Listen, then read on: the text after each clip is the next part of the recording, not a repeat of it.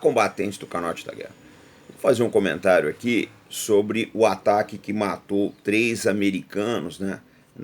Matou 3 e feriu 25 na chamada Tower 22, que é um posto avançado da base de Altanf. Mas antes de começar, vou explicar para quem está chegando agora. Eu sou o comandante Robinson, esse aqui é o canal Arte da Guerra, um veículo de análises militares e estratégicas com um enfoque profissional. Bom, primeiro eu preciso conceituar o que é essa Tower 22, né?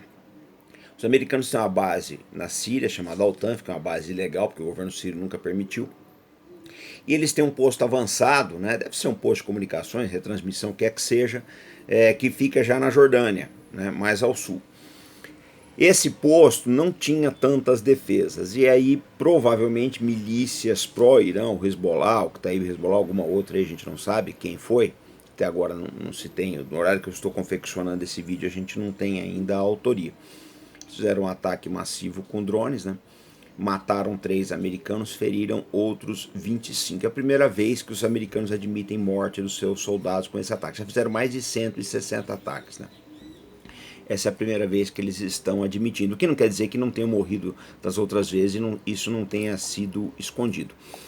Mas o que acontece? Esse ataque é um desafio aberto aos Estados Unidos, né, na região. E também ao rei Abdullah da Jordânia, que é um monarca que tem uma posição bastante frágil. Eu lembro que tem mais de 2 milhões de palestinos na Jordânia, e se eclodir um levante ali, vai ser difícil o Abdullah se segurar. Ele é um rei aí mais alinhado com interesses internacionais do que com o povo jordaniano, né?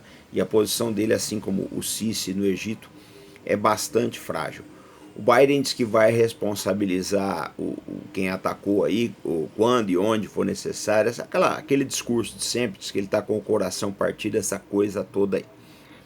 Só que o que acontece é o seguinte, já são 160 ataques, e se os Estados Unidos quiserem fazer alguma coisa efetiva, que não seja propagandista, eles vão ter que colocar tropas no terreno. Quando eu digo tropas, eu estou falando de mais de 200 mil soldados. É impraticável. No ano eleitoral isso é impraticável, ainda mais com os problemas que eles já têm aí. Ucrânia, ajudar Israel, mais tensão no Mar Vermelho, mas agora esse problema do Texas, ele não vai conseguir tirar 200 mil soldados nem com a volta do Messias, né?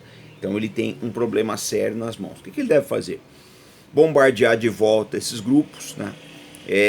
E acaba ficando por isso mesmo. Daqui a pouco eles fazem outro ataque e matam mais americanos aí. Ele poderia atacar o Irã, o que é uma má ideia, porque hoje, essa noite, o Irã soltou mais 3 satélites, colocou 3 satélites no ar, deve colocar mais alguns essa semana. E a gente precisa ver uma coisa.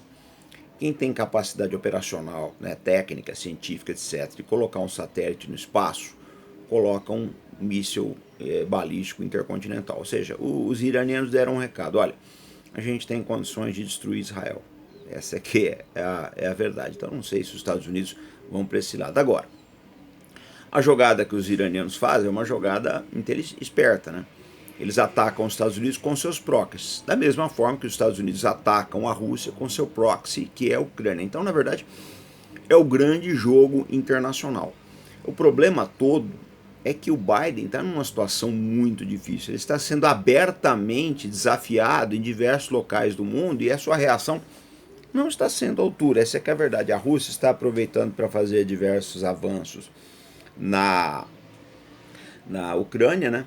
E esse ataque aí contra a base na Jordânia, ele vai acabar despertando uma coisa que não existia ainda nos Estados Unidos, que é protesto. Já já o pessoal lógico, se morreram 3 agora, vão morrer mais da próxima vez. Isso aí vai acabar chegando no ponto que vai gerar protestos nos Estados Unidos, né?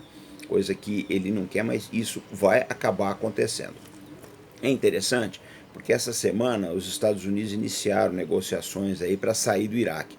Lógico que eles não devem sair totalmente, devem deixar uma força residual ali, mas já é um começo. Só que o problema é o seguinte, se esses ataques das milícias pró-Irã se intensificarem, os americanos vão ter que apressar seu cronograma, porque eles não vão ter escolha.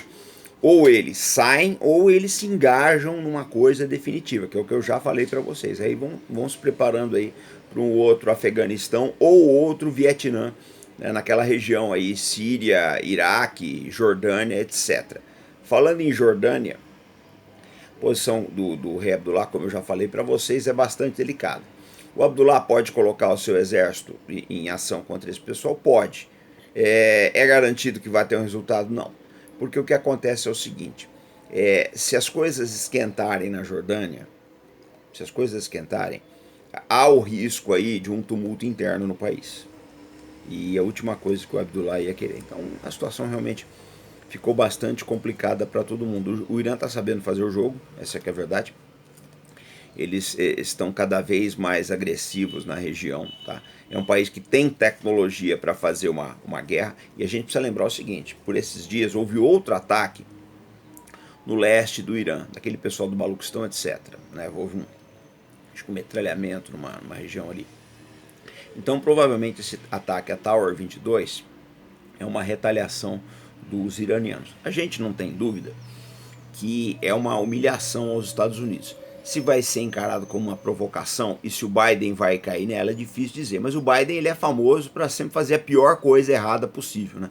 Se há várias coisas, ele nunca faz a certa, mas se há várias coisas erradas para serem feitas, ele certamente escolherá a pior delas. Se o Biden escalar a crise no Oriente Médio, a gente pode ter uma guerra generalizada com ingresso da Rússia, Turquia e outros países, a situação efetivamente pode sair do controle. É uma situação muito delicada que exige aí nervos e sangue frio que o Biden não tem. Então esse é o painel que a gente tem hoje aí, né? Não há dúvida se foi uma escalada, porque até então essas milícias pró-Irã, elas atacavam, mas só tinha feridos, né? Deviam usar cargas de baixa intensidade, o que quer que seja aí. Mas agora não, a gente tem aí 3 mortos, entre 25 e 34 feridos, tá? Há quem diga que é 25, outros que dizem que é 34, o pessoal está sendo avaliado aí. Mas é uma mudança de paradigma com relação ao que aconteceu até então. Então, o Oriente Médio, é aquilo que eu sempre falo, só tem surpresas desagradáveis, né? A presença americana no Oriente Médio, ela é tolerada. As lideranças aceitam, querem, precisam, mas a massa das ruas mesmo não gosta dos americanos e se pudesse os expulsaria dali. Por isso que Washington vai ter que agir com muita cautela aí.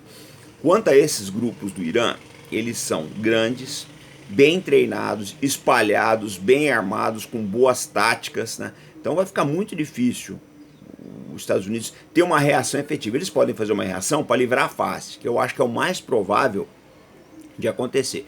Mas uma reação efetiva que resolva o problema, há pouca possibilidade da mesma.